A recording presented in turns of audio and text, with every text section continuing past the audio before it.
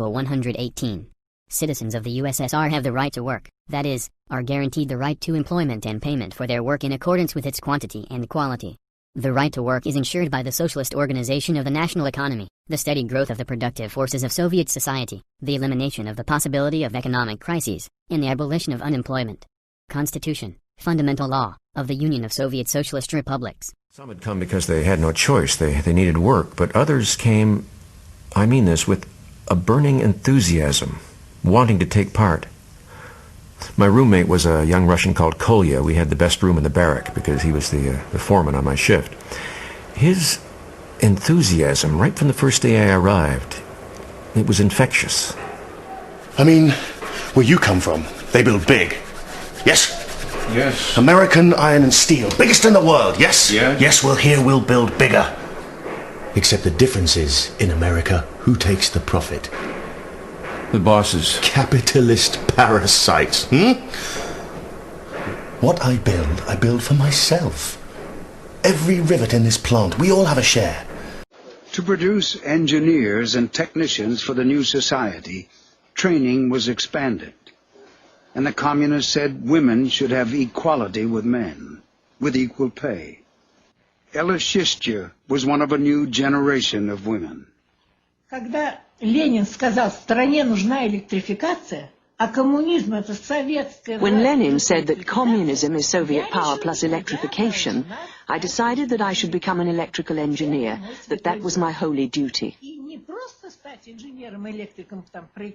And I didn't want to just draw up plans, I wanted to build an electric power station. That was my mission, and I achieved it.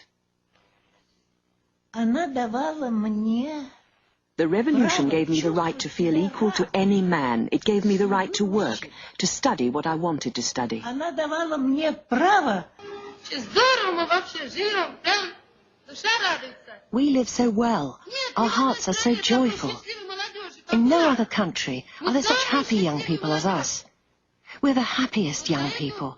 And on behalf of all young people, I want to thank our party and our dear comrade Stalin for this joy that we have.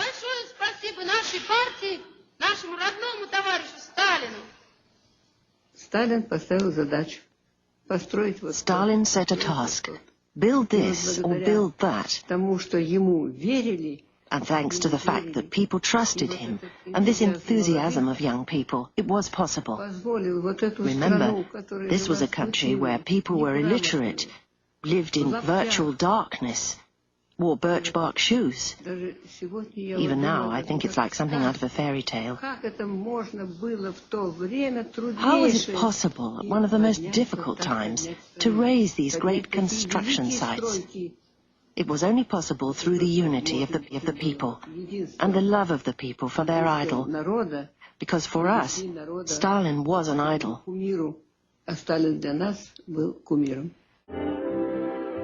Teams of young activists were sent to the country.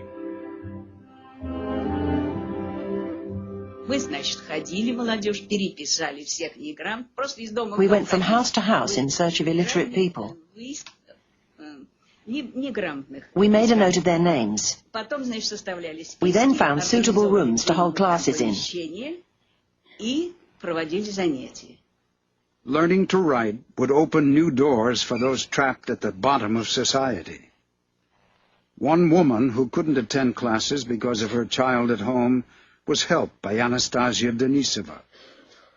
Я сказала, что вот тебе учебник, вот будешь заниматься.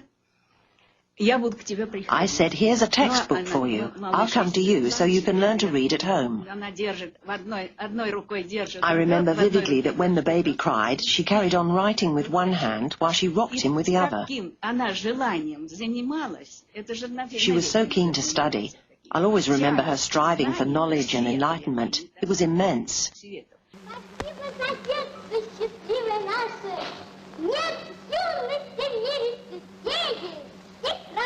Мы вам обещаем отлично учиться. Да вы на свете была единица. Мы сегодня пионеры.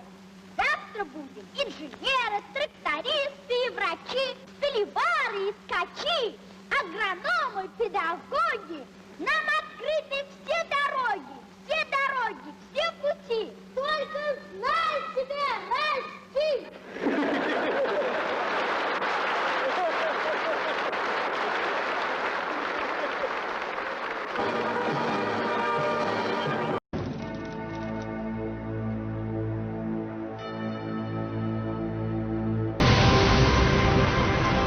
On October the 4th, 1957, while the Americans were still finalizing their plans, Sputnik was launched.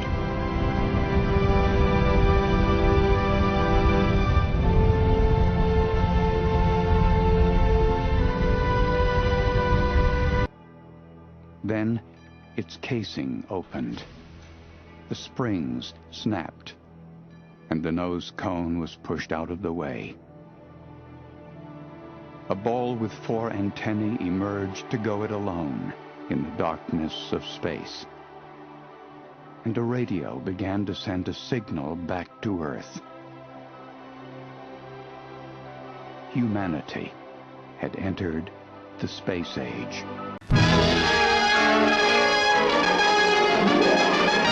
All Russia's just wild about Yuri Gagarin, first man to conquer space. Modest, just a family man. It was no secret, either in Moscow or anywhere else, that Russia was ready to make the attempt. At 7 minutes past 7 a.m. our time, the 450-ton rocket went up.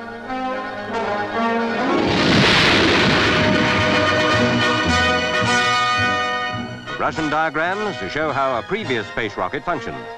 It sheds stage 1, then stage 2, leaving the spaceship to go into orbit at 18,000 miles an hour. Gagarin was in radio contact with the ground. In his 4.5-ton nose cone, he orbited once and was back again 108 minutes after takeoff. At Cape Canaveral, the Americans, though disappointed at not being first, are training these men to be astronauts and may still have a man on the moon before anyone else. How the intense heat on re-entering the atmosphere is withstood has been carefully studied. At 500 degrees Fahrenheit, one of the astronauts suffered no harm, though water boiled in the glass he held. Moscow prepared to give Major Gagarin a hero's welcome. Nobody talked or thought of anything else. Mr. Khrushchev interrupted his Black Sea holiday to be present. He gave Russia a toast to the man who has won immortal fame, the conqueror of space, cosmonaut Yuri Gagarin. You could look at any existing socialist country, if you don't want to call them socialist, call them whatever you want, post-capitalist, whatever, I don't care, call them camels, window shades, doesn't matter, as long as you know the countries we're talking about. You can look at any one of those countries, and you can evaluate them in several ways. One, comparing them to what they had before. And that, to me, is what's very compelling. That's what's so compelling about Cuba, for instance. When I was in Cuba, I was up in the Escambray, which is like the Appalachia of Cuba, very rugged mountains, the poor people, very poor they were. And I said to this campesino, I said, "Do you like Fidel?" And he said, "Sí, sí, with all our souls." I remember his gesture, with all our souls. I said, "Why?" And he pointed to this clinic right up there on the hill, which we had visited. He said, "Look at that." He said, "Before the revolution, we never saw a doctor. If someone was seriously ill, it would take 20 people to carry that person, because you'd go day and night. It would take 2 days to get to the hospital. First, because it was far away, and second, because you couldn't go straight. You couldn't cross the latifundio lands. The boss would kill you. So you had to go like this. And often when we got to the hospital, the person might be dead by the time we got there. Now we have this clinic up here with a full-time doctor. And today, a doctor in Cuba, when you become a doctor, you've got to spend 2 years out in the country. That's your dedication to the people. And a dentist who comes 1 day a week. And for more serious things, we're not more than 20 minutes away from a larger hospital. That's in the Escambray. He said, "That's freedom. We're freer today. We have more life." And I talked to a guy in Havana who says to me, "Before, all I used to see here in Havana, you call this drab and dull. We see it as a cleaner city. It's true, you got the paint is peeling off the walls, but you don't see kids begging in the streets anymore, and you don't see prostitutes. All we used to have was prostitutes. Prostitution used to be one of the biggest industries. And today, this man is going to night school. He said, I can read. I can read. Do you know what it means to be able to read? Do you know what it means to be able not to read?" Caridad Gomez started smoking when she was 13. 4 years ago, she was diagnosed with lung cancer. After undergoing intensive chemotherapy, she's now being treated with the world's first lung cancer vaccine. Simovax EGF is a Cuban-developed drug aimed at preventing the recurrence of the disease. Gomez is now back at work, and once a month she returns to the hospital for a series of intramuscular injections. Me siento bien, he hasta engordado más. I feel good. I've even gained some weight. I've been using the vaccine for 2 years and 4 months now, and so far I feel really good. Me he sentido de lo mejor. Patients still have to complete a course of chemo or radiotherapy before moving on to the vaccine. There are other lung cancer fighting drugs which work by attacking the cancer cells. What's different about the vaccine is that it helps the body generate its own immune system in a way that starves the cancer and stops it from growing. It has revolutionized lung cancer treatment in our country. It's a new therapeutic weapon for treating the disease. Patients are responding well and surviving for longer than those not being treated with it. Early results were so positive that in 2016, the Roswell Park Cancer Institute in the United States persuaded the US government to allow it to test the vaccine. It's the first time a Cuban-produced drug is undergoing clinical trials in the US. The vaccine is just one of an impressive array of cancer drugs developed at Cuba's Center for Molecular Immunology. This research centre has been working on cancer treatments for more than 20 years. It already has drugs to help with pancreatic cancer and brain tumours. Lung cancer is its first vaccine. Now it's working on one for prostate cancer. It was Cuba's former leader, Fidel Castro, who decided to concentrate on developing a world-class biotechnology sector, and it's been well funded ever since.